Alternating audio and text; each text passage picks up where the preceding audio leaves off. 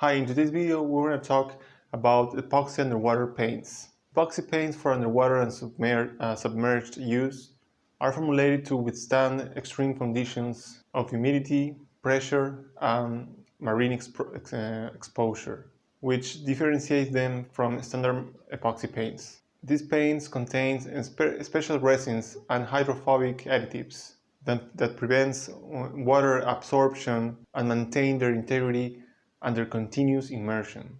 Without these additives, the polymer matrix would absorb water, and the abundance of water could react with the matrix and degrade it, potentially even leading to fracture.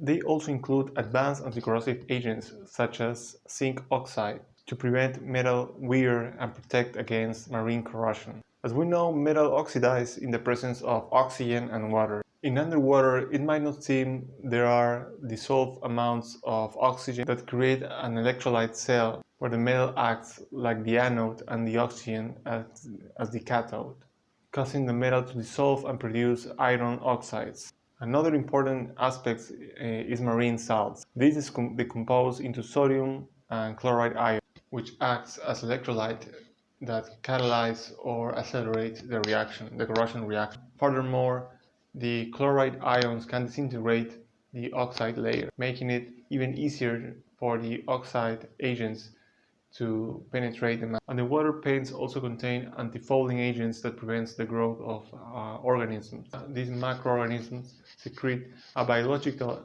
adhesive protein that allows barnacles like crustaceans to attach to the surface. These paints also demonstrate high resistance to pressure and to structural changes caused by depth, better adapting to the expansion and contraction that occurs underwater in the environment due to their greater flexibility. Finally, they contain addition agents that allows the paint to adhere to the wet surface, which is not a priority in the standard epoxy paints. Thank you so much for watching. This is Cosmos Coatings.